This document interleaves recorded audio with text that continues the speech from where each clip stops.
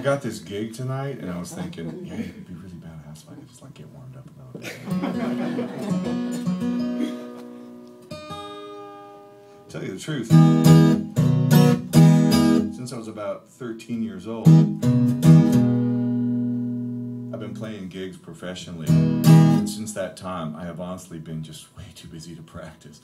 I've had gigs all the time, which was a great, I never looked at it like practicing. I had to learn, I mean, I have in my, even from when I was a teenager, I'd get calls from, you know, I played in some little like Rush cover band. This is in the 70s, man. I was playing in this little band, and I got a call from a bunch of guys like, you know, 30-year-old jazz musicians who were like, well, we hear someone told us you're a really good bass player and you could just learn all this stuff. We have a gig tonight and our guy can't make it. Can you?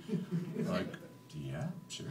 So I did. You know, it was just out of necessity that I had to get it together really quick and learn, you know, 30 polkas one night because I was playing a wedding. I was like, hey man, when you're 14 years old, someone says, hey, do you know how to play polka music? I'm like, no. Pays $100. Yeah. Fine, I'm good. Yeah. You'd be amazed. 14-year-old. You know what I mean? I couldn't learn the periodic table of elements, but I could learn to play giant steps. You know what I mean?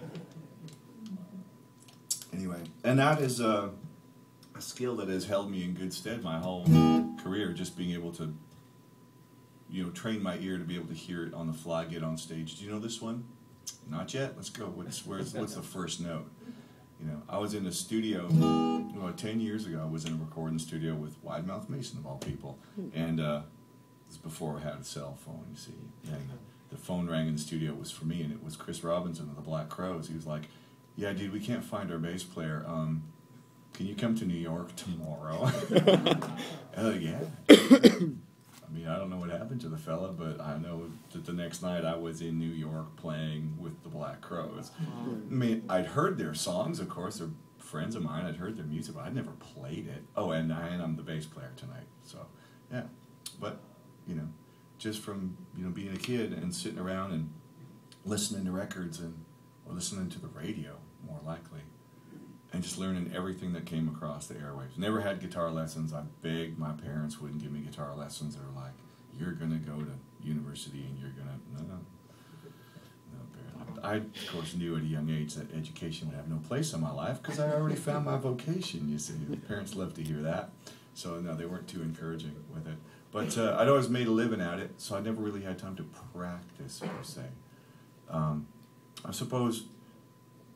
You know, if you're doing it because you love it, it doesn't feel like practice anyway. I'd sit around the house and, you know, put a bass on and just walk around the house and play. And for kicks, you know, this is true for any instrument you play. I just did this for kicks. I didn't do this to get really good. But rhythm is one of the most important things. You can get away with being out of tune, frankly, if you got good time. We have a philosophy in the recording studio as a producer. I always put up this little sign whenever I start a session that says, tuning, timing, attitude, pick two. And you'll be good. Honestly, like, because if you got all the attitude in the world and your timing's amazing, really the tuning's, man, I've heard guys play completely out of tune and they're amazing. Yeah, look at Keith Richards. We still love his music. He ain't played in tune since, did he ever? He doesn't worry about it. Because attitude, check. And rhythm, he's just got the best rhythm ever. So, you know, classical musicians don't have to, they have to have a good attitude. And that's all they have to have. I don't want a classical musician with attitude. I want a guy who plays in time and plays in tune. Does what the conductor says. See, still it works. So, and I'm proof of it. Like you usually have I have two of the three most times, you know, being able to make it